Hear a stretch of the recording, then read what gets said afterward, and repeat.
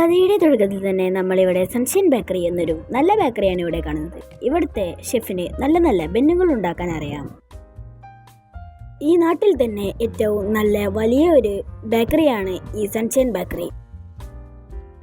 ഇവിടുത്തെ ഒരു പ്രത്യേകത എന്താണെന്ന് വെച്ചാൽ ഈ ഷെഫ് ഉണ്ടാക്കുന്ന ബെന്നുകൾക്കൊക്കെ ജീവനുണ്ട്. ഈ ജീവനുള്ള ബ്രെഡുകളുടെ എല്ലാം നടുക്ക് നിൽക്കുന്നവനാണ് നമ്മുടെ കഥാനായകൻ. പേര് ടുട്ടു. അങ്ങനെ ഒരു ദിവസം ഒരു കസ്റ്റമർ അവരുടെ സൺഷൈൻ ബേക്കറിയിലേക്ക് കയറി വന്നു.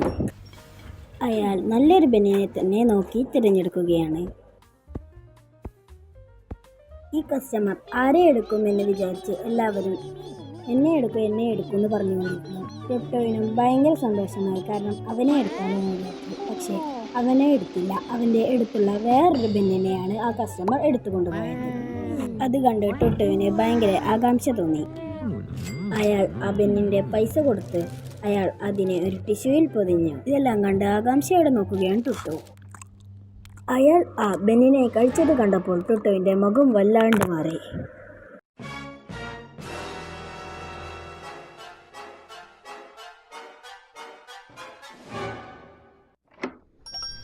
അങ്ങനെ വേറൊരു കസ്റ്റമർ വന്നു.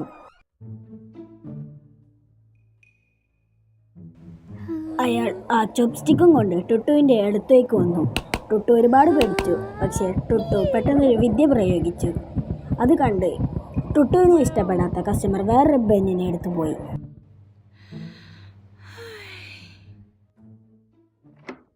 അങ്ങനെ ഓരോ കസ്റ്റമേഴ്സ് വരുമ്പോഴും ടുട്ടു അതേപോലെ ഷേപ്പ് മാറി അവരുടെ എല്ലാം കണ്ണു വെട്ടിച്ചുകൊണ്ടേയിരുന്നു. അങ്ങനെ എല്ലാ കസ്റ്റമേഴ്സും ഓരോരോ ബെന്നിനെ കൊണ്ടുപോയി എല്ലാ ബെന്നും തീർന്നു. ലാസ്റ്റ് ടുട്ടു ഒറ്റയ്ക്കായി. അങ്ങനെ ടുട്ടുവിനെ സൃഷ്ടിച്ച ആ ഷെഫ് തന്നെ അവനെ നോക്കി. ആ നോട്ടത്തിൽ ടുട്ടുവിന് എന്തോ ഒരു പന്തികേട് തോന്നി. ആ ടുട്ടുവിനെ അയാൾ എടുത്ത് അയാളുടെ വായിലോട്ട് വെച്ച് കഴിച്ചു.